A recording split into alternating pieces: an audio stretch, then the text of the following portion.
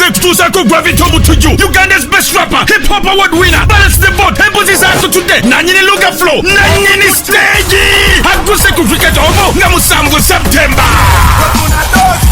Singe mtwale ebiri VIP mtwale tane meze ya milioni 3 y'abantu 8. Gravito Mutuju nzama zeko, mu live concert lukoba hit go hit. Gabunana September Sama Gardens mukono, mwenda September Kariro Country Resort, 12 September Katikomu Kayunga, 17 September Lyantonde Msawi, 14 September University ine Mbarara, Horonga 15 September Maria Floy Masaka, atabiri mu September Mare SS. Wuna shinzo mdwale gumu jangu Dr. Gravito Mutuju akwedozie ndongo molewa mukere kukwika twava tujijuze bila byakulia sente wacha maneno obuwala yefe la mundongo muje musambu September twika tovo Gravito Mutuju bitegekedwa West Records.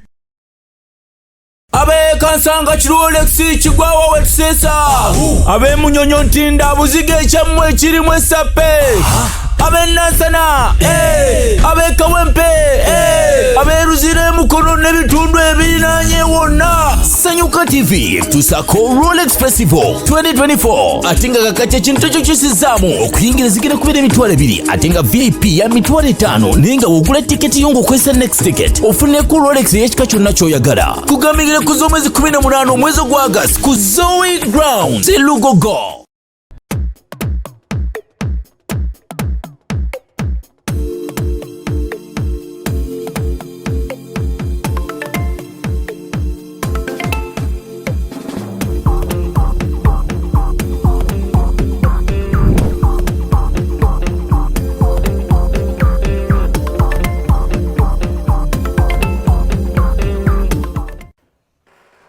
Welcome to yet another edition of Kasuku Live.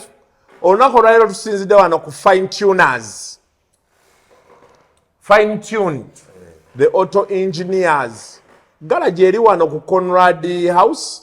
Boyingira mondao. Naera biko kuba yabagagga omwavu sinna yogerako naawe. Kube mmotoka zenda bawo wano zonna. Waliwo abuuziza banaye mwenda exhaust ya Subaru rana bamanyira owa Subaru akirire wa Kiseka wano Volkswagen, Benz, Mitsubishi ne zino double cabin emotoka ennene nga siza kuyiya buyiya ndi nsibirayo kano bwe tuli wano ku fine tune the auto engineers wetusinzidde. Sawa tusanyisa okulaba. Kale muganda. Assalamu alaikum. Wa alaikum assalam wa rahmatullahi wa barakatuh. Ndine Haji Farouk. Yes. He's a Sebandeke. Yes. Musomesa wa byabufuzi. Musomesa wa byabufuzi. Musomesa ow'ebyobufuzi owa abantu mu masomero ag'enjawulo. Ate era ow'ebyobufuzi. Jini ebyobufuzi ndimu nyingi ddala. Nyingi. A family man. Akono kukaso olina ko a family man. Yes. Olina abakyala abameka. Abasajja tebata walina interview gye walikeemu. Oba walina terezeemu wano. Oba walina ebbaati oba walina omugenzi Isima. Nakoze ne Kasuku olina abaana bameka. Nogandi ekyo tukite. Tukireke. Noga tukite nawawula kubuuza ati owaye abakyala bo olina bameka. Nogamba ekyo nakyo tukite. Awolekawo. Embeera efuuse ya ttabbu nnyo. Naye ng'obulamu bwo bugenda butya? Obulamu okusinziira nga bulamu eggwanga bwe litambula. Obulamu butambula mu ngeri yaabwo. Okujjako wojjidde wano. Mbadde nva kuwawaabira embasi ya Canada. Embasi ya Canada? Baleese wano emitawaana omwezi ogwokutaano wano gwali gwa 2 mu Kampala. Abantu bonna basabye visa ogwokuna ogwokutaano teri muntu gwe bakombezzaako. Tebalina nsonga gye bawa, ensonga ziri awo tezitegeerekeka. Ate nga ssente zisasula abantu. Kenya beekyangako ku American Embassy. Ne wano I think last year. Yes. Waliwo omukyala gwe beekyangirako awo era lishafo ne zikolebwa.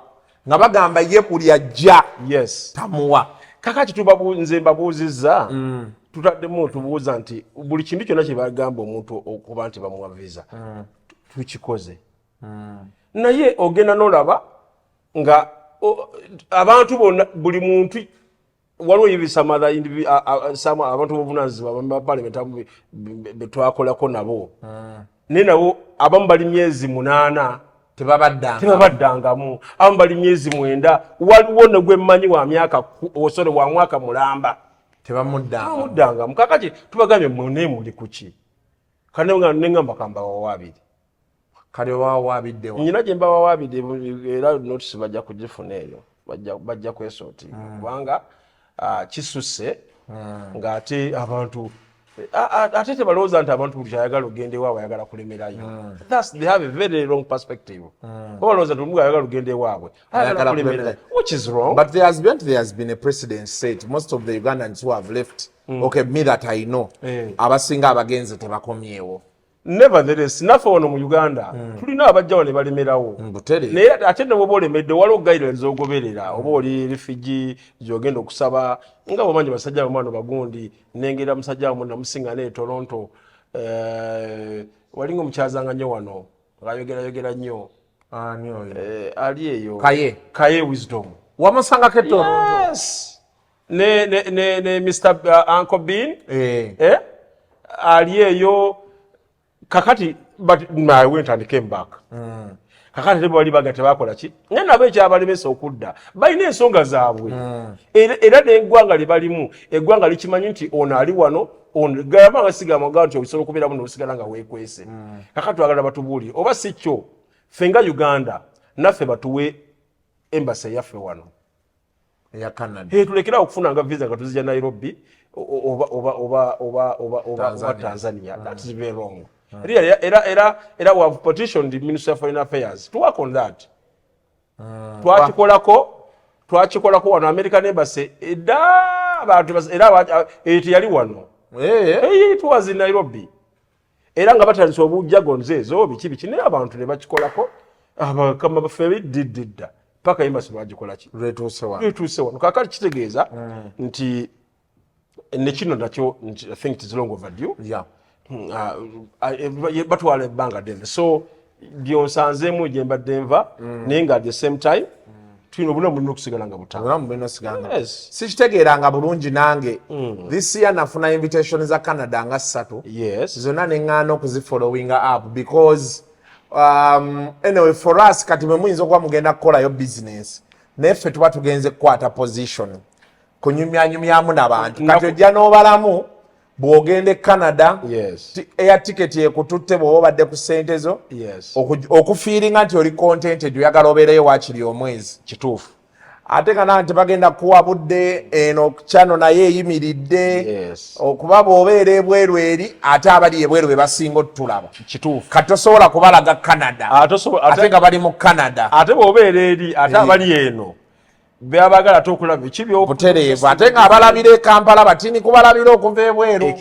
Kati ogenda olaba vidiyo gitaddeyo nnungi nnyo olina Kaye tetambudde kati neŋŋamba owaayi kanjira nsigala e Kampala kubeera ssente era ze nali ngenda oteekamu zange naye be naafuna sponsor nga ntwala era nga ŋŋenda. Njagala waliwo agency eri Vancouver bagita M1 Solutions. Mbakubira omulanga manyi you are watching this channel. Muyite Kasuku ate manyi Mr. John oyina capacity esa n'omuteeka mu tiketi kimanyi capacity ogirina. Invite Kasuku ajje akole emirimu alabe abantu baffe abali eyo n'abantu okubagazisa eggwanga lyabwe ate nno ne gundi ne ambassador waabwe mukwano gwange owe Canada mukwano gwange twemanyi bwe tuti yansanga ku yayaawo nampaayo nno ne ku byokunywa ng'omuntu naye ambassador ndowooza tayagalira ddala abantu bamusumbuwa ate nange simanyi nnyo sumbuwa bantu ate kati ndowooza kemubabiddemu naye ndowooza ajja kitegeera bajja kukitegeera naye nga kyolina okumanya nti ekyamazima kiri nti bannayuganda and still abagenda eyo waliwo abagenda nga bali ku bituufu ng'agenze kukola ng'agenze kukola ebyaddala waliwo agenze mu birala so byonsanzeemu ebyo naye nga nyina essuubi ddene nti nabyo bijja kutambula. Nyina company gye nkolyamu bagita CDF Solutions.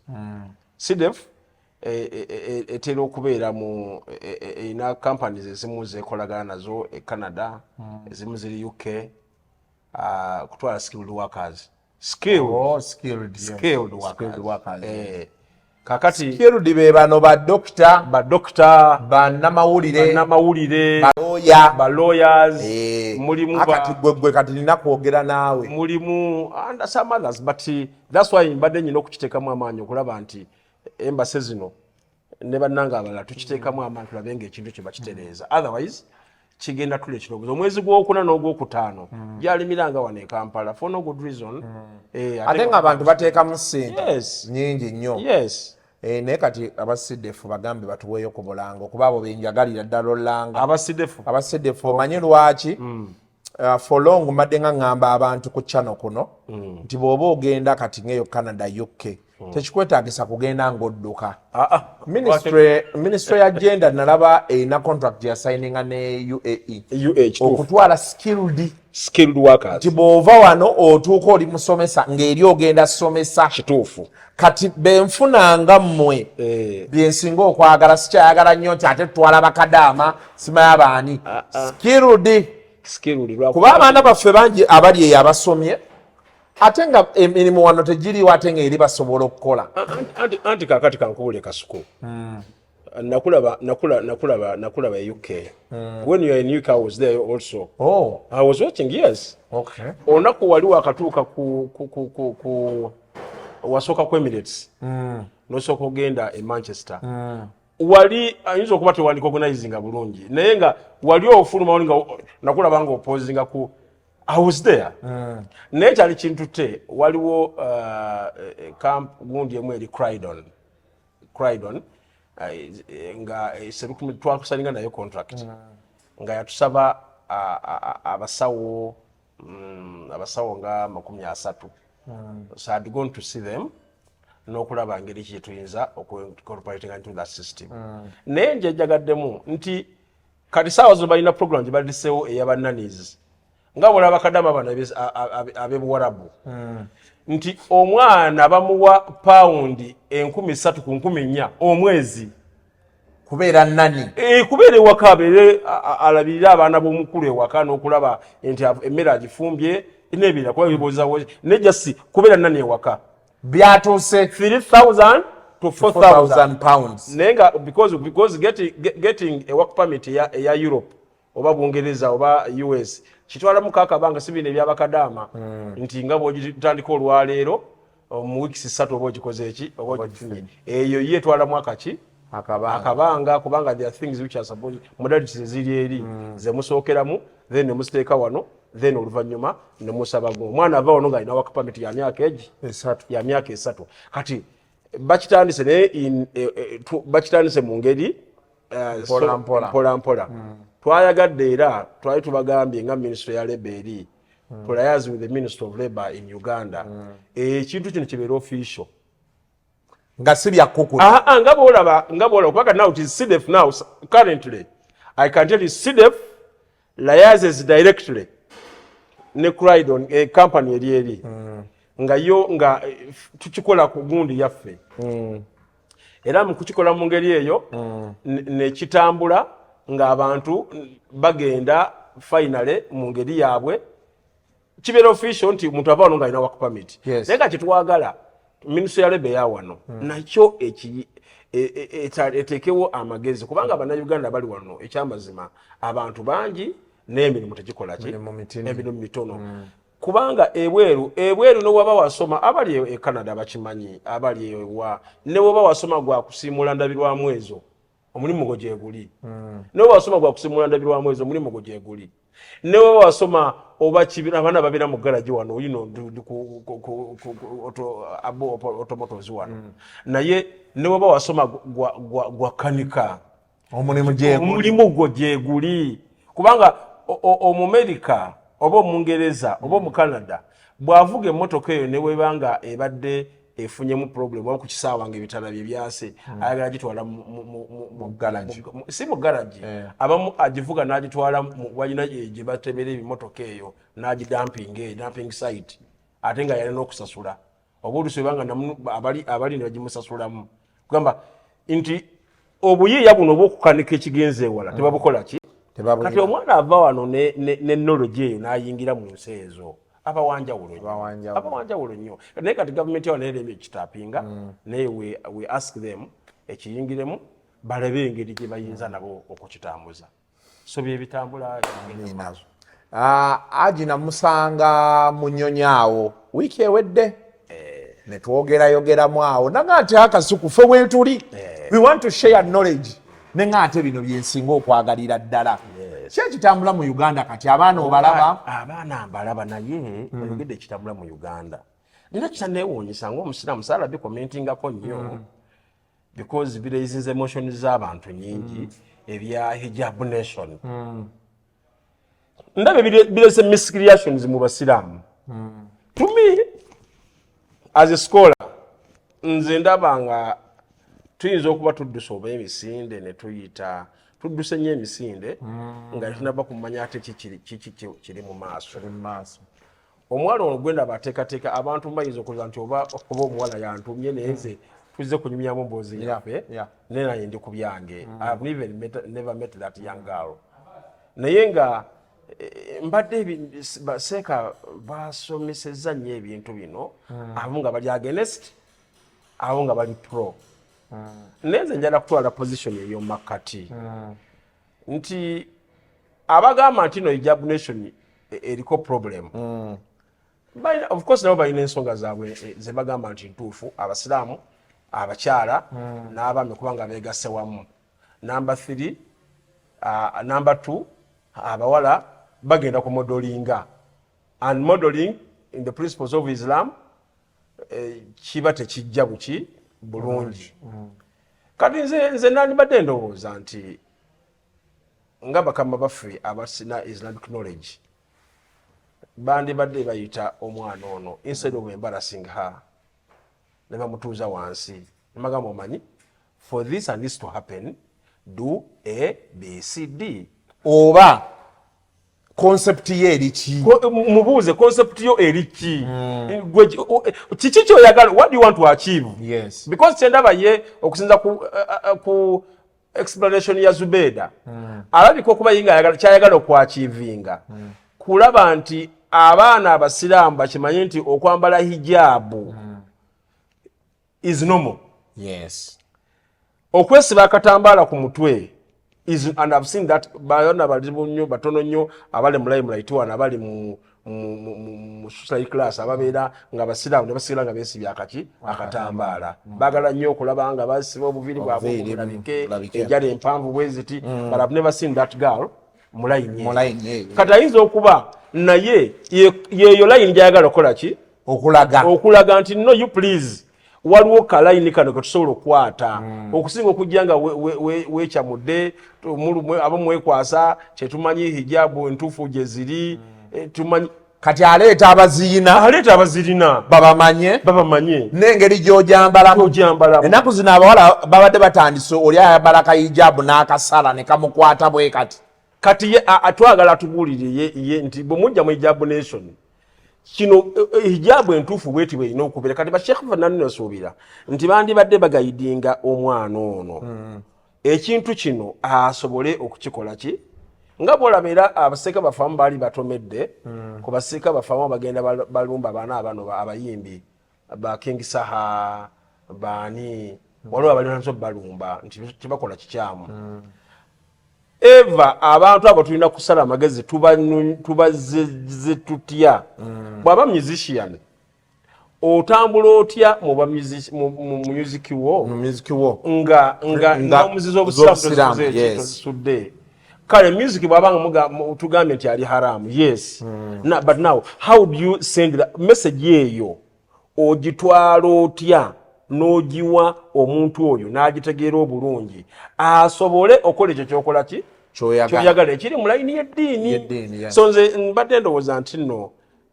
ekyo nakyo kikuta nnyo mu babiro ebbanga lyetuseemu emabega nga bagezaako kivalugalizinga naye nga to me ndaba nti something else kyandibadde kikolebwa omwana naye ndowooza n'ekirala olaba Haji nze siri musiraamu naye bannaddiini ennaku zino bakyamuse nnyo bakyamuse naye waliwo bakyamukrako ebituufu ekyo sikiganye but you see omunaddiini kowayo eriki kuba olaba haji munaddiini aliyowa myoyo kituufu ate ffe ng'abasoma psychology batugamba nti ne bw'oba ojjanjaba omuntu waliwo emitendera ne beziba relationship mukyala wo obeera omwagala nnyo but gwe nga head of the home ng'ate mulinamu abaana ate tekikola makulu muleekaanira mu maaso g'abaana bw'omuyinvayitinga n'omubuuza nti owayi nalabyo kino kiri beekiti ne beekiti oluusi n'akunyonyola nga ye yabadde mu nsobi ate oluusi agenda okunyonyola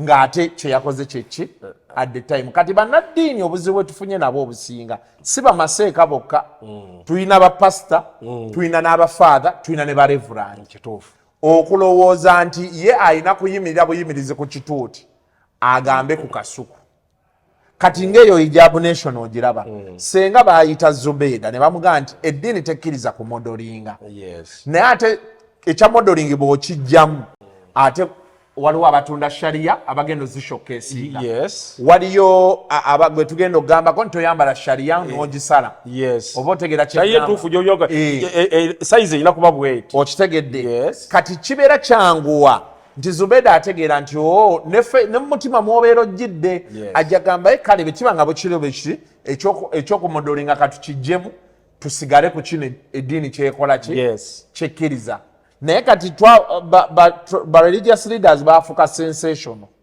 ayagala kwogera bamukubira enduulu ekyo nze sikyagala kiwulira era omanyi mu ddiini eyaffe ey'obusiraamu abasoma theology balinamu omusomo gwe bayita watulukuddaawa bakusomesa engeri yes knowledge eno ogifunye naye ogenda gitambuza otya kati nze kusinkana kasuku kasuku nandyagadde ave mu ddiini gy'asoma adde gyendi naye kakati kasuku ninamu wantya message yange kasuku bwe naatandika omugamba nti kasuku oli mukafiiri tagenda kumpa audience next time okiwulira ne kasuku aba ayagala nze gwe abadde ayagala dde ewuwe naga nemwe ebisajjamu ebisiraamu mwe bw'atandika kutooni eyo kitegeeza kyetugenda kukola ki kukwatagana naye bwe mba ntandise mpola mpola njogedde ntya naye how do I befriend him nkoze ntya agiza okumalirizanga either eneeyisa yange emusikiriza n'afuuka omusiraamu so like that ate nga bw'ogambye nti nno anyway kino ffe ng'abasiraamu manyi nti kijja kuddayo mu biteeyo byaffe bibiri ekibuli ne Cold Kampala batuule wansi nkakasa bajja kuyita abantu bafe abasayidi eyaffe okubabuulira engeri gyetuyinza okwapu kubanga ssaawa zino tulina abaana neewuunyiza juzi mwabadde mukyaza Lili Puzzle ennaku zibadde mufoolwenga nnyo ebigenda mu maaso nga Lili Puzzle namwewuunyiza okuga nti musiraamu I heard of the name oba yabadde ayiko erinnya nga lya kisiraamu erinnya lye ddala lino kakati how now Lili Puzzle nga njagala adde as practicing obusiraamu we nyina mutandika ntya kitegeera kyegamba nti nga nyinza mukwata ntya to come back ayambale enkuufiira eno nga gye nyambadde asaale swala 5 asobole okulabika yes yeggwe gundi naye nga n'ennomu z'obusiraamu tozikoze eki tozivuddeeko so nze mukulaba okwange bijja kgenda obaolyawo inshallah bitambula naye nga nsaba tujja kuddamu tweteese era nze omwalo oyo Zubeida nze ng'omuntu mugamba keep on naye taggala matu awulirize bano kyebagamba nalo kyebagamba atereeze kyenkakasa ate next year ali kijja kuba kyakabiri and everybody will be on board okiraba naye nga nze saagala kukyamuka nze sikyamuka era nze era ndiba omusomesa nga ki there is a way we handle things then ate message yo neekola ki ate abantu baffe abali eyo bonna kati nalabye bino abavubuka bye batandise okwegugunga abantu balina omanya nti guno omulembe gwa defiance kituufu somehow bw'otunuulira karakita z'abavubuka b'ennaku zino kasita omugaana ekintu ng'omuyise mu bino ebyomuleekaanira ng'agamba kankikole ndaba ekinantuukako. Kankuwe nagambye ndi musomesa. Nali ndi musomera erimu nga ndi mukulembeze. Twateeka etteeka. Teri akkirizibwa kubuuka kikomera. Okutoloka escapism is prohibited. Naye lumu mampita ayita mu kiraasi. Omwana omutuuka mu buvubuka nga bennoonya mu kiraasi nga taliimu. Nenteekako abavubuka mugende munoonye omuvubuka oyo wa gy'ali. Abaana ne bampa intelligence nti omulenzi yatolose yagenze. Naye akola let's hold on. Ziba za 12 ng'omulenzi akomyewo. Ne muyita ne mbuuza naye gwe wabaaki lwaki watolose? Nangamba nti nabadde njagala kulaba, nabadde njagala when you said escapism is prohibited. Why are you prohibiting escapism? Kanabadde njagala ntolokekokko. Ndabe kyekinabaawo ye gye baŋŋaana okutoloka okugenda kyekiriyo. Okiraba? Abantu bamenya amateeka ng'ayagala kumanya kiki ekiri mu maaso awo. So nabo basaana kukwatako mu ngeri yaabwe embeera zisigale ng'etambula. So ensi bwetyo bwe badde ekyatambula mu kaseera kano. Naye njala kubuuzaamu nga tunda bagenda wala. Anti nnya ku nakuli. Kituufu Liripaza ayagala omuwala oyo? Amwagala. Okakasa? Amwagala naye tamusobola. Naye ye omuwala ye omuwala ye bw'aba Liripaza waba alaba muli eri alaba nga omuwala oyo anaamwagala. Yajja kwagala naye omuwala tajja mwagala. Kati Liripaza njala muyita mu counseling. Liripaza nja kwetaaga mu counseling bw'obanga ddala kituufu. Omanyi n'abawala bano abamu balina problem. Kati mu bwongo bwa Irene Ntale yalowooza nti waliyo omusajja, omanyi abawala abato baba ne imagination z'abasajja baagala mitwe si muto ali myaka nga 32 taata wange yaŋŋaana okuyita omuwala omukulu. Mwala Eva abeera muto. Era nze nyamuwala mukulu wange naye omusiŋŋaana nga gwe mukulu wange namukkiriza because omwatakula yakuyita mukulu we yampita mukulu ngate ye mukulu wange naye nga mukulu wange nakikkiriza naye otobeera musoza newona oyo muto wange omwatakula. Naye balina false imaginations zaba nazo mu bwongo bwabwe. Kati ye alina ekika ky'omusajja ekimuli mu bwongo kyawulira kyalina okuba nakyo naye kiyinza okuba tekinnatuuka. Ate ayinza okutuuka okituukako ng'ali mu myaka nga 45. Ekyo ekika ky'omusajja ng'ayagala. Naye teri musajja agenda kuwasa mwana wa myaka 45 ng'olina emyaka 3. Tekisoboka. Olina kuba ku myaka 6 oba 5 mu emeka. 55. Ate naye bw'aba alinayo baganda be basooka mukwesoolinga kikikuwasa omukazi omukadde bw'atyo kiki. Kakati nze Irene Ntale n'anibwadde amagezi agende ne liriwe. Nze muwadde amagezi. Nze nkubuulidde. Naye Liripaza ye abeere ne ssente. Abeere ne ssente. Yekume nazo. Tewali kirala. Abakazi ennaku zino baagala ssente era n'omuwala yagamba Liripaza amale ekivvulu ajje tulye ssente. Kale naye nga nze nandimuwadde amagezi nti ave mu byokulya obuli ssente akole ekintu kimu agende naye kubanga yali available. Liripaza na Irene Ntale nga tebajja mu sentensi yemu. Kati kiki Liripaza kyalina ekigenda osikiriza Irene Ntale ng'oggyeko ssente? Kimemeya kino kyasala kino n'akuba Brown kiki? Ye yeesowoddeyo. Oba Liripaza n'obuwoowo yakabutandika kati. Tajja kubuza mabega, ajja kutandikira awo. Tajja kubuza mabega. Aliwo omukyala yayimba simaya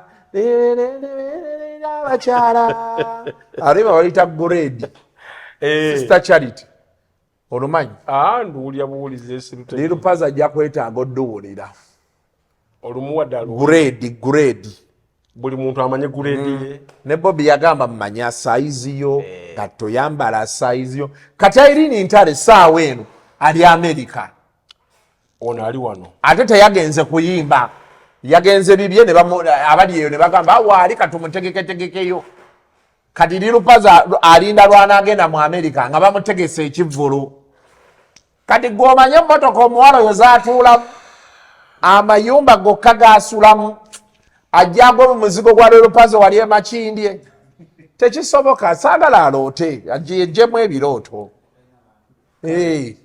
lirupaza omukwano gwange naye awe wa Irene Ntale aviirewo ddala kati lirupaza namulabye olina essenga nantuma amaanyi gateeka awo ne kasuku akasajja mbalimanyi kasajjako kasajja kange naye nkabuulira mazima okabuulira mazima nkubuulira mazima nze omanyi nina ekizibu kimu nze nkubuulira nenga nti haja awo woolaga ogenda nze olaba nze nina basajja bange oli ajja ne ssente nga nnyingi nagga akasuku njagala omuwala oyo n'omunnyonnyola nti ne boonooba nazo mugenda kwegoba n'omuwala omuwala ebbina liri eri yalyewulira kati gweteeberezaamu ssente mmeka era ogenda okuwulira omugagga akugambye owaaye nayogedde n'omuwala naŋŋamba okubanga abeeyongerayo nsooke mugulireyo emmotoka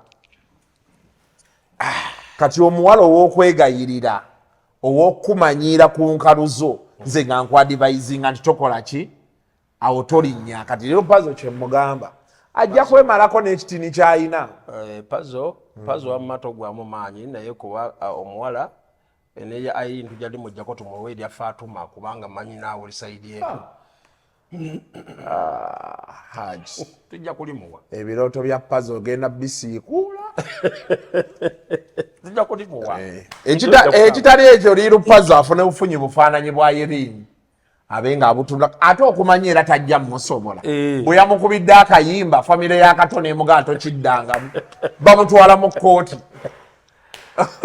nabalabye nga beetwala okitegeera nabalabye kati otegedde omuwala yekka bizibu omukubidde akayimba kagenda kukusibya nga tamukwatanga na mu ngalo lipazo omuwala muleke nange nkitadde kati nkitadde okivuddemu kubanga byennyonnyodde kubanze mbadde muwagira ku kintu kimu tukajjeyo tukawe erya Fatuma ba tukawe erya eddala awo tukajjeko erya abasiraamu lwaki mwagala nnyo ebintu ebyo anti ffe abasiraamu benda tebakkiriza muwala kufuuka mu katulika naye mwoli yenna yeesimba muwala wammwe siramukirawo alina okusiramukira kati we kasuko nyire ino kyanyinaze ekyensobola okuwa ate we kasuko ojja kunyumira ekkanzu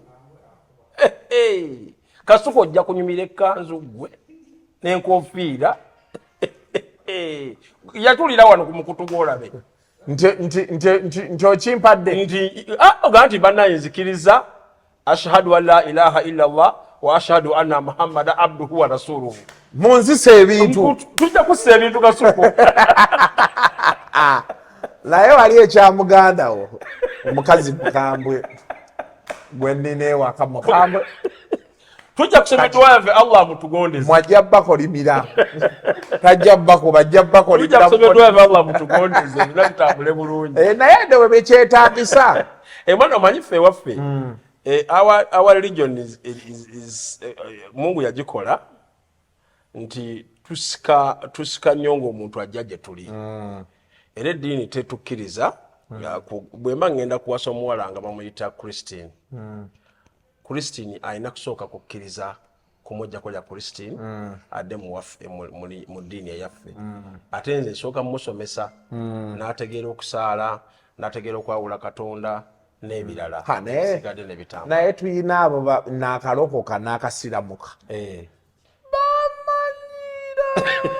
n'omugamba mukwano eddiini ogiyingiddemu oli mu myaka 28 abagisookamu tebannatumanyiira bwe bati naye agikukuba n'alyoka akwogerera ebigambo n'omugamba mukwano tekikola tekikola eyo si yejja okuba emmanja y'enkoko sooka otulekemuko kati We all need light in this life, and at Lighting City, we make sure we light up your world in the way that you deserve. With the widest range of classy and unique selection from all over the world, with our customized products like Lighting City chandeliers, wall lights, Lighting City outdoor lights, spotlights and strip lights, bedside lamps, floor lights and garden lights. We also deal in electrical items like switches, electrical cables, and so much more. Find us in Kampala, 5th Street, Industrial Area, Chinese Business Hotel, opposite Mosque. Lighting City, the 21st century electrical and lighting store. Anyway, Haji, abaana bekalakaasa. Abaana bekalakaasa. Obuli bw'enguzi bufuuse obuli bw'enguzi. Obuli bw'enguzi. Naye obuzibu buvudde wa? Obuzibu kisookera ddala, obuli bw'enguzi buviira ddala ku bakama baffe waggulu. Obuli bw'enguzi bwatandika nga head of state ne tiimu eyo yonna yonna eri awo. Nze kasita nalaba akapa palamenti nga bakyusa emyaka mu mwaka gwa 2000 nga bagamba nti tuggyewo ekkomo ku bisanja twatandikira. Tuggye ekkomo ku bisanja. Buli mwaka wa palamenti ebiseera ebyo byali ku mawulire baatugaba bawo obukadde bumeka butaano yatwagenda okera ku makya ekyo nga kivuddewo. Bazze wano juzi mu kujjako wano okujja ekkomo ku myaka ebyali ku mawulire mwena mwabiraba. Buli muntu ne babasooka ne bamwokyagaago obukadde baabawa ssente ne babokya n'endala ezo ne zigenda. Obwo bwali buki? Buli bwanguzi. Kati as we speak now, kirese dynamics zino ebigenda maaso saawa zino kiri ku nkyali mu interview kiri ku lwaki bibadde so hyped as we speak now. Bannaffe betwasalawo ffenna nga bagamba nti bazze kulwanira muntu wa bulijjo, omuntu wa wansi, ng'ate nabo beegasse kwe tugambe tuzze okulwanisa, nabo ne batandika okubawa kyojja mu miro ebisonga zitambule ebintu bigende mu maaso. Buli bw'enguzi buli mu bibiina by'obufuzi byonna, kubanga mulimu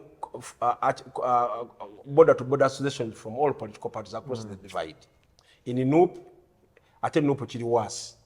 Sinaba kulabayo kabiina wano kasenseddwa nguzi nga NUP.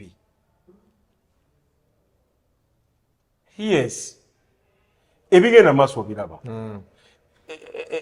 Baba ono yabala atuta omusango mu kooti ng'agamba Dini Lulu wasava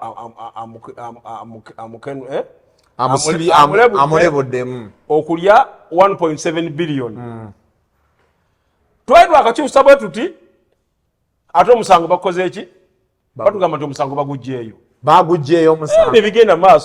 Nebigenda maaso obeera ku TV obeera ku social media, kubanga ebino tebinagenda kubeera ku mainstream, biri ku social media.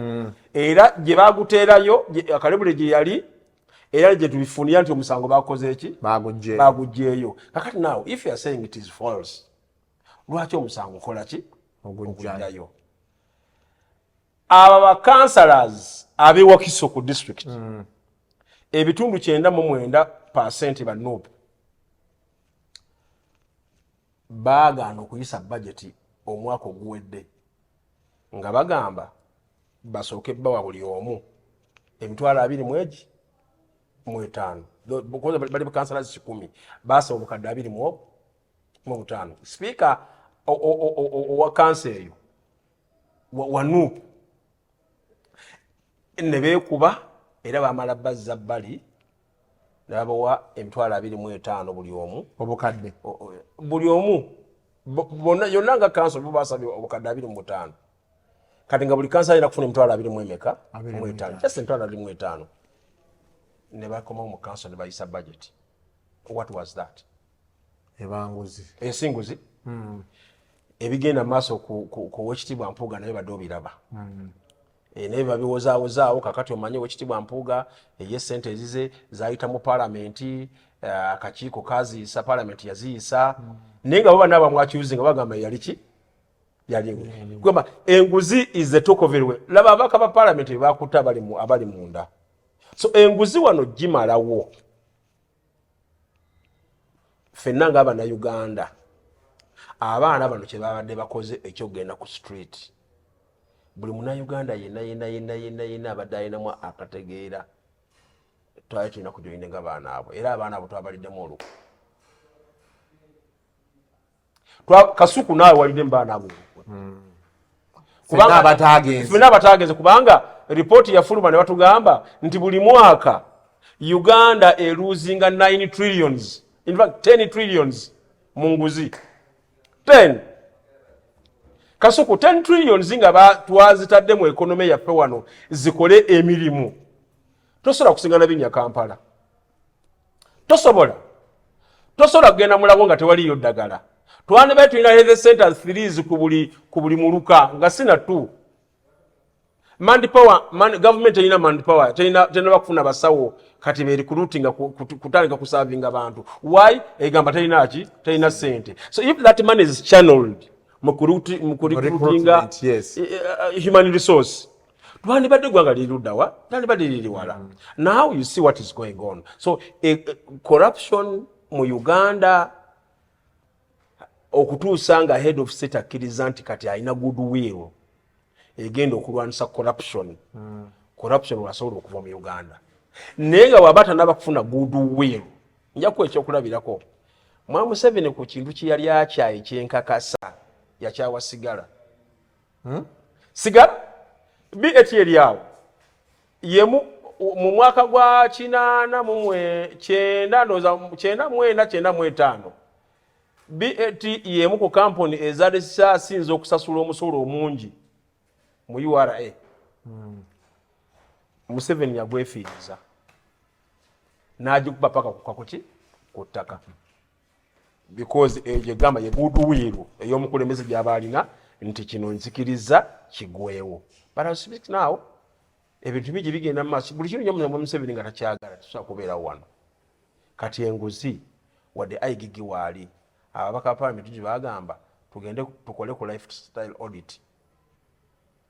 Lifestyle audit yantuyambye okucheckinga bano n'abakulembeze. Omwana yagambye Ssenyonyi yagula ennyumba yagula plots 2 almost mu lunaku lutya lumu. Naziri wa ebyo bituufu. Kati ffe si byaffe twali tubiyinze mu kooti ne batuddayiza omukisa ogwo. Naye yagambye nti yagula plots 2 almost munaku lutya worth 750 millions. Katwandibadde mu singa kali akafa aka lifestyle twandibadde awo tugenda naye gundi wajja mu parliament ng'oli wooti kati kino okijjeewa. Sente zo zifuna ota amangu bwe gati. Tulina baminisitale betumanyi baguze ebintu wano mu manya g'abaana baabwe, mu manya bakazini baabwe, mu manya g'abakyala baabwe, naye nga bakimanyi bulungi nnyo ensimbi ezo bazije mu gavumenti. Now lifestyle audit yandibadde tuyambako naye president yatugamba kya ate obuzibu ayigigi bona okola ekyo ekintu sente bajja zitwala ebweru w'eggwanga. Bajja zitwala ebweru w'eggwanga ng'eggwanga bandibadde baspendinga wano kakati ate wamu n'abakanga kiregeeza okkiriza kale baba bazibbe naye bazispendingirewa wano. Kati laba abamu kati ensimbi baziseeka mu mayumba tezikyalimu. Omanyi lwaki obwavu bungi ennaku zino abantu sente basigumye mu mayumba gaabwe. Oli alina obuwumbi bwe 10 bw'anaabutira ku akawunti ye bajja mubuuza wazijjeewa kati aziteeka mu nnyumba. Baba yagendako ekyanja n'agamba amaka ennaku sente bazipimira mu kilo. N'agamba genda okebere ku bwebiri ebiri wali eri pimirayo kilo 4. Mpayo kilo 4 ngendako kyanja.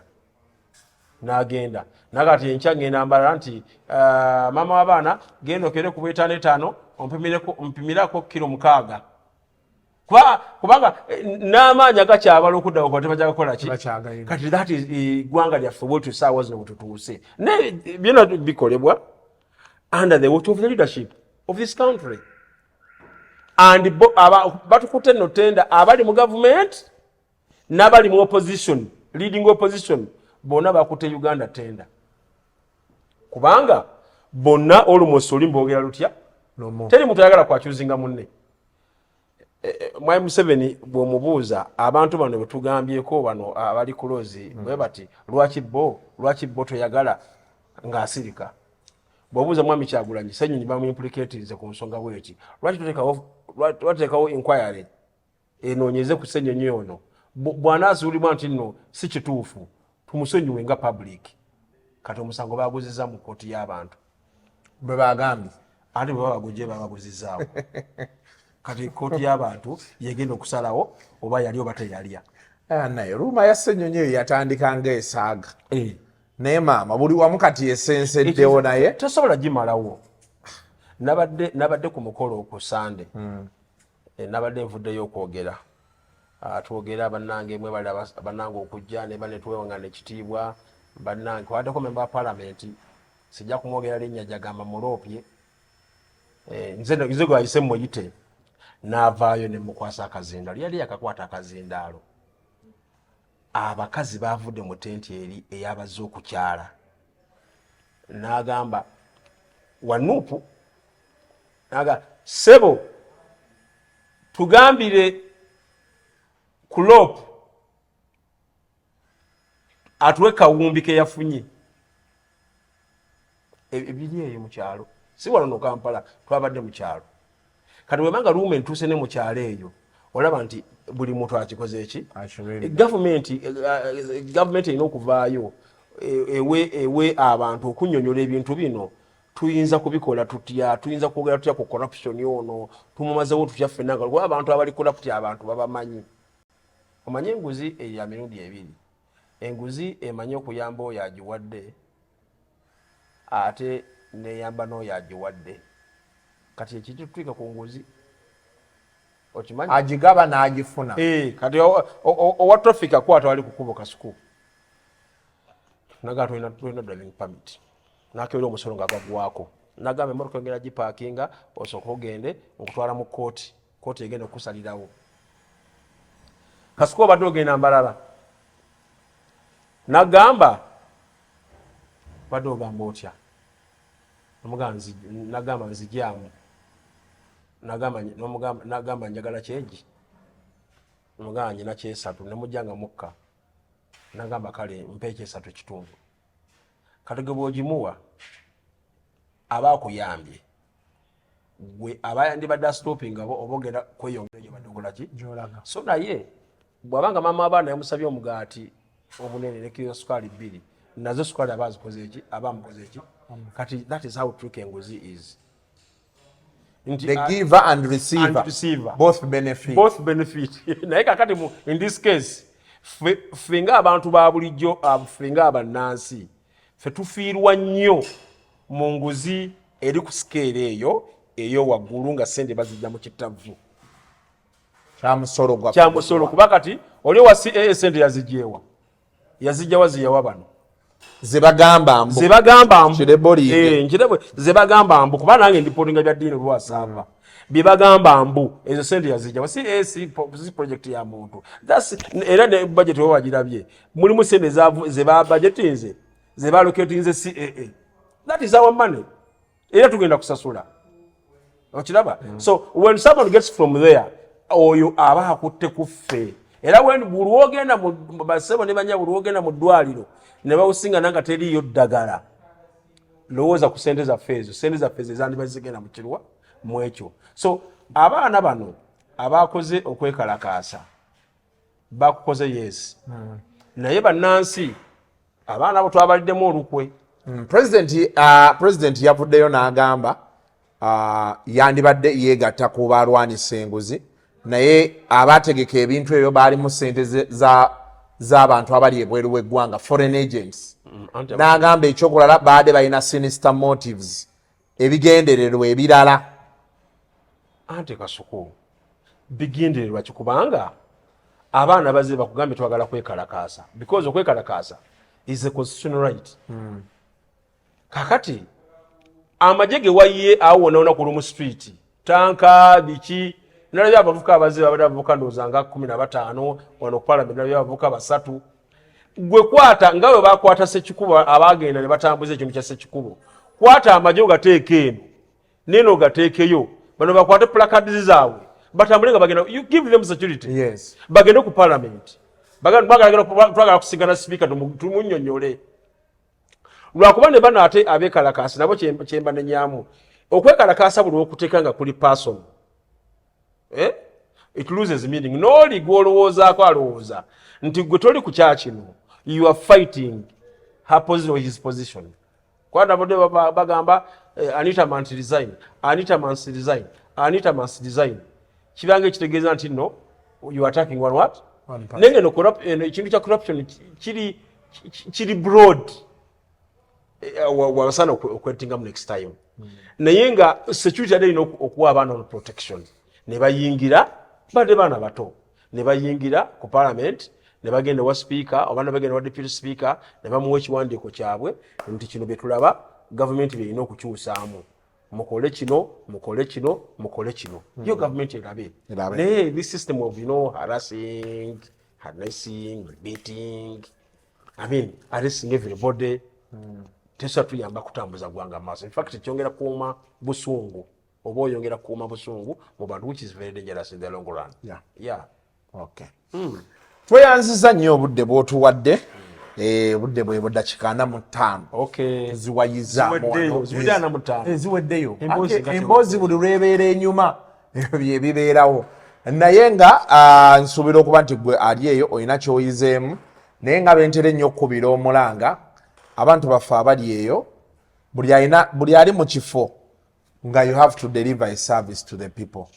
Please make sure you deliver that service. Yes. Because betugenda ku dduuka ogula sukaali emisolo egyo tugisasula. Yes. Bwe tugula kasoda emisolo egyo gikola ki? Tugisasula. And then let us listen to what the people are saying. Abantu bagamba ki? Kasoko okimanyi nti ne government yokka nga n'omwana omuwere gwe wakazaala asasula omusolo. Tomuguli omwana tomugulya pampa. Nzibula. Kati gozamba loba mwana. Omwana oyo pampa otekuli musolo. Kuliko omusolo. Kati asasudde. Asasudde. Wakisangawa. Kale kyandibadde Monsizigenda pampa tebazija ku musolo. Tugenda ebula anti kyetwagala zituganye. Naye kosuku wali London. Nkakasa bwali ogende Manchester watambulira mu train. Naliko train. Kakasa abannansi nga bakulaba. What you saw in London vis-a-vis Uganda. Is there value for taxpayers' money in London vis-a-vis Uganda? Value for money in London. Because Uganda, omunansi tayagala nze tulina abalwadde baffe betwala ku Kampala Hospital. Mbadde ne abalwadde bange eyo mama wange n'abalala. Ne bakukyajinga ne bakuba bill naye ng'omulwadde bamulabiridde bamujjanjabye bamuwadde emmere n'osasula bill in happiness nga buli kimu okikoze eki okikoze ffe twagala tuwe omusolo gwaffe ne banagamba nti buli lita y'amafuta banyongera mu 2,200 naye njagala effect ya sente eyo ngifiiringe because currently kasuku waliwazako omulwadde ku Cancer Institute wallahi obusiraamu kyakasuku njala tukyalenga nnyo okusomesa okunoomeza obusiraamu obusiraamu tukubiza nnyo ogenda okukyalira ku balwadde naye ikima ekirimu ogenda okukyalira abalwadde olabe one ojja kwebaza Katonda nti gw'oli mulamu kubanga waliwo ali mu mbeera gye tasobola kubeeramu number 2 olabe amuntu oli kyayitamu gwe kyoyitamu ne Katonda atuwamu empeera naye kyenjagalamu kasuku ogenda mu Cancer Institute nyina muliraano wange yafuna kansa ow'olubuto ne batugamba bamuwa general ward wali eri kitanda kya ne mugamba tugenda ku ddagala wallahi nali siwulirangako kaweke ka $1,995,000 mu bulamu bwange bwe nali sitawulirangako genda Cancer Institute kya buli kadagala gyekali kati munansi kyayagala that is the stage wasinga okwetaagira 2,200 ziri zasasudde ku pampa ziri zina kuviira yaawo nti bw'aba afunye obulwadde government must come in omuntu oyo afune kyeyeetaaga kasuku emmotoka eyo gyovuga ya bbeeyi gwe omu ku bajanalisi onavuga emmotoka ez'ebbeeyi simanyi oba nkuloopi naye emmotoka yo eshooko zaayo emmotoka zo eshooko zaayo abavubuka ba Fabes abere sorry musonyo sija abavubuka ba wansi abepanga avuga zitali diki esoko za kasuku ono zomibinga wakuziteekamu zigulawo ka starlet kali wansi akalamba ko bukadde omusanvu. I am telling you oba okiwakana genda wali ozibuuze oba jangu wano ku fine tune ozibuuze. Kakati kasuku emmotoka eyo wasasula omusolo amafuta buli govuga buli kuliko omusolo kyokka n'ogiyisa mu nguudo z'ebinnya emmotoka tosagiwangaza Kampala mwaka mulamba nga tokyusiza stroke. Kati gavumenti mu kusolo gwo guli eri yandibadde ekuyamba gwe kasuku n'ovuga Tigwani eyo n'ovuga omujamani w'oyo nga osobola okuvuga omujamani w'emyaka 5 nga togenze mu garagi iye effect y'omusolo gwokola ki mwempa. But in Uganda naliko Canada nga tugenda nensiŋŋaana nali ndubuuza n'abakadde lwaki babagira abakadde gavumenti olina egi gy'otuukako nga gwe tokyeriko gwe straight away buli state erika buli gundi eriko abantu abo gye balaga abakadde gavumenti nesigala ng'ekola ki kati omusolo gwozze osasula okuva eno yonna wansi bw'otuuka mu egi eyo nga tokyasobola kukola tokyesobola government comes into your rescue. Mbuliraayo wane waffe gavumenti omusajja w'emyaka 65 yatandika okusasula omusolo ku myaka 18 atuuse ku myaka 65 afunye prostate cancer anagenda ku Cancer Institute. Mbulira omuntu oyo gavumenti wegiramu omuntu na benefit ku musolo gwe. That's where we go wrong. Era gavumenti ekiginenyisa si kirala ekyo nti effect y'omusolo guno fenga bannansi tetugiwulira ate ogenda okuwulira atogenda okuwulira nti gundi yabbe obumbi 16 ono president agaye bamuwe zino penalty bagaye bamuwe zino ono bagaye bamuwe kino ogenda okumaliza nga liyale kimira kye mufunyeemu era mukasuka mbabuulire nebino ebyobufuzi bemwewalawala mujja kubiyingira ku kifuba. I am telling you kubanga it is the way to go kasuku if you want to eggwanga mwagala lutereeza ojja kubeeraawo oli wano ku YouTube channel yo naye nga n'abasobola okulaba okuteekako data tewakyali kubanga data wa bbeeyi. Mbulirako wonna walaga e London nga tewali wifi nga togenda kufuna kwali nolaba buli wamu waaliwo ne ku kisaawe gye walaga era kwaliko era ne ku kisaawe lwali otonnya okwogera n'abaali bankima wifi automatically kirirudawo wano. That's why babeerayo ne wifi gyeri ku kisaawe Entebbe wano eyanita kati KCCA mu Kampala muno mwonna twandibayo twenjoyinga free internet. Ate bagitusuubiza kati byenkugamba abanita be nayogerako nabo bangamba wifi weeri naye obaani agikwatamu simanyi kati nabo tebakitegeera bagamba wifi twamuconnectinga Kampala ne Metropolitan nti ne bw'obeera mukono obeera osobola ogifuna kati batubulirewo benefit kati obaani alina switch ekyo kyenkugamba ate ng'oyinza osanga buli mwaka gavumenti egisasulira okiraba kyegamba kati nti abantu bolaba nti eggwanga lyaffe balitutte mu ntwala ya kusaagasaaga it is because tetulina value. Ng'oyagala okikakasa kasuku nkugambye emmotoka yeeyo gy'ovuga ogenda kunyiiga nga bagambye nti amataala 2 ag'omu maaso ga myonzi 3 era bwe gali ga millions naye nga omanye gye lyayononekamu wayita ku luguudo nga luliko enzikiza okwandibaddeko ebitaala either omwana yakasuka ejjinja oba wayita olaba n'okonako ekintu ettaala nelikola ki nelyatika abaana ba booda ayita wano n'alikoona tewali regulation yonna gavumenti nekkosa bwetyo. So n'ovaamu emiyonzi mmeka ate nezosasudde era ku ttaala eyo era nawo kuliko omusolo kati ogenda okumaliriza nga liyale tolinaayo kintu kyonna kasuku wali ozazizaako ku mukaddewo maama wo taatawo omwana wo mukyalawo wawalawazaako wabalwaliza mu lukale wagenda mulago mu lukale katusikusabira obi ogende mu mawanga g'abazungu olwale naye kangwereze kwa just sijja genda mu bazungu bajja n'abazungu nkisusizza nze nakagenda emakka emirundi egi omulundi gwawe gwasooka nagenda emakka n'endwala bwe ndwala nga oleme ekajanja kafa ke Uganda tugenda n'abalwadde abakujjanjaba ne bantwala mu King Faiz Hospital tuyingira munda obeera wano ne bakujjako test zo wano ne bakuteeka n'ofuna engeri ya bulinga olaba motoka biri ku speakers ne bagamba kalinnyaako kati oyitemu kati gyolaga eri osangayo already report yatuuseeyo dda gye bajje wano ne bakweza ne bakubuuza nti kyenda nti ono engeri temperature gyefaanamu asaana kitanda ze bampa ekitanda kasooka nako ku kitanda abasajja baayuza amasuuka amapya nga ndaba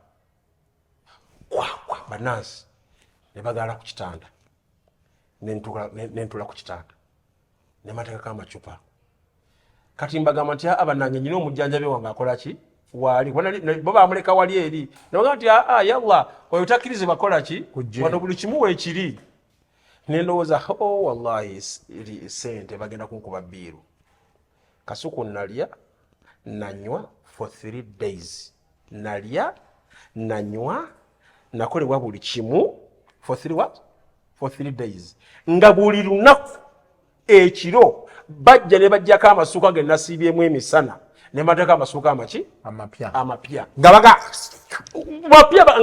bakasuula ebirowooza gegomuowino nze kasuku sebikagundiza kwowino tokyagulamu owino nti ngende nabiraba nti nze kasuku sikyabikola ebyo munsonyiwe kubanga bazizangu nga bateeka kaziba parking ne baweerezaawa eno muowino kati ffe ndugenda tuzipiikinga naye navaayo ndidde nywedde emmotoka batusiba ebikomo kuno ebiraga gyosula ne batuteeka ku mmotoka ne banteeka ku mmotoka nentwala direct ku hostelo yange ne bansibirira amata ne bansibirira juice ne bangamba yalla ya Muhammad we bali kubeerawo kubwereere kati oyinza okusanga okwekalakaasa Saudi wali okuwulidde koko nti kulimu ebyo because there is value for money but now here emboozi ewanvu etujja kutubinyumya olulala kuba tusinkanye byokuyiga bingi kakati wale waffe wotewafaanana waliwo baganda bangama abali e London abali e Canada abali e US abali mu Schengen ekyo mukimanyi there is a value for the taxes you pay in those countries vis-a-vis Uganda. I just hope abali mu buyinza tuwuliriza ne tubaako bye tukyusaamu ne tulaba nti Uganda ffenna etunyumira kubeera nga bw'oyogedde bino ebyokunywa tugenda binywa naye nga bw'ogambye ebyobufuzi ffenna tujja biyingira kasita onootuuka ng'obadde olina restaurant abantu tebakyajja buli omu akaabira bwavu ebyobufuzi okoze ki ojja biyingira we kuba ojja tegeera nti abantu bano okujja okulya tulina okukyusa embeera bakole ki yes so buli omu akole kyalina okukola tusobole okubeerawo bintu bigende mu maaso bintu byangu kagerenda ka 1.9 kantiisizza ate ko katono ke kugambye kati kankuwa ekirala akasembayo mukyala wange kino kyewange yafuna blood clot ne batuteeka okuba nga buli lunaku ayina okuba ku ddagala empiso bagita surfactant no bagita mpiso bagiye kuba musuwa guno I'm forgetting the term of yagundi eyo naye nga ayina okwekuba 100 milligrams on a daily basis naye zigira mu 60 milligrams ne 40 60 yokka ya mitwalo 4 n'ekitundu 40 ya mitwalo 3.9 kale rafule na jeje mitwalo emeka emitwalo 4 nga ayina okwekuba empise ayina okwekuba 100 milligrams ku makya ne 100 milligrams olweggulo for 5 months because she was pregnant. Kasuku twali mu Heart Institute naye I have out of pain twali mu Heart Institute ng'ekitanda eky'olukale tusasula emyezi emitwalo 6 eky'olukale emitwalo 6 ne tuvaawo nga eddagala tuligula wabweru ku Frieka ne ku First Pharmacy nga gye tulijja tulireeta bwe twayisawo emyezi 6 ne batukyusa nga kakati emyezi 6 emyezi 5 giweddeko katudde ku mpisa emu mpaka omukyalo walisuumulukuka empisa ejeegi doozi emu mu kifo kya doozi 2 so nga ayasasula emitwalo 2 buli lunaku kati nga nsigadde kusasula emitwalo emeka 10 okiwulira nali nsuubira nze mukyala wange musawo n'ebyo ebigenda bwe bityo nange ebiseera ebyo nali ndi musajja musomesa kakati that was ye time gye nali nsuubiriramu gavumenti yandibadde ejjira ku rescue yange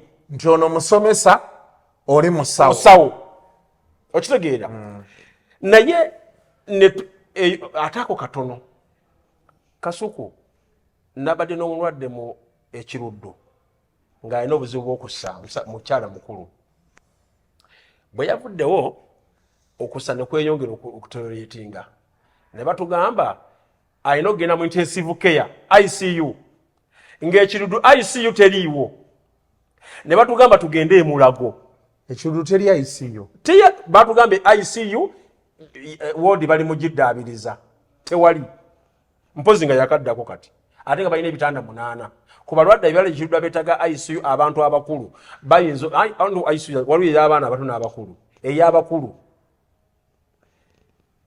ne batugamba tuveewo tugende e Mulago Kasuku nze kenyini kamaka kugera navuze nengende e Mulago nengenda mu ICU unit ne bagamba nyina omulwadde wuno ali mu mbeera mbi naye ali mu ambulance mulese tusumiza ambulance mwali bangambye muleete wano bangambye twalina ebisawo omusawo w'e Mulago yabiŋŋamba mu ICU unit baali balina ebitanda 35 during COVID ebya ICU ow'abantu abakulu ne bijja nga bifa kimu ku kimu mpaka ku bitanda 7 bye biriyo naye ku line-up y'abantu natuuka mu file waliwo doctor I'm forgetting the name doctor in charge wa ICU natula mu file ng'abantu abakoze application okugenda mu ICU y'e Mulago ne bagamba teekaawo oli bw'anaaba avuddeko tuli kuyita Kasuku wallahi up to now tebampitanga kituuta emyezi egi omulwadde wange tumugjawo ng'ali mu mbeera tasobola kuwayo muntu wo ne tugenda fosting ekitanda wasigadde tulina genda Kampala hospital Kasuku Kampala hospital buli lunaku mu ICU is 2.5 million abaliyo mu njulire abali bataddeko omulwadde wa mu njulire omulwadde naveere for 10 days mu ICU nga tulina okunoonya milioni 2 ate eza awaadi gattako amenities gattako ki kati nandibadde nsuubira nti kati eyo referral hospital avudde eggulu avudde e Hoima avudde wa bonna batookerawo naye mulimu ebitanda 7 abantu abali ku Ministry ya Health we want to know we want to ascertain is this true is this happening can you please come and issue us a statement can we go and look there mudwali oba ebitanda 7 kweri from how many from 35 man from 35 to 7 ali mu ICU e Mulago ekyo nze kenini vivid I was there era omulwadde wange netumugjayo netumutwala Kampala hospital Allah mayesiza naawona nabadde ne kojanga twamuzise jjo sente za Cancer Institute zamubuze twamuzise yesterday Butambala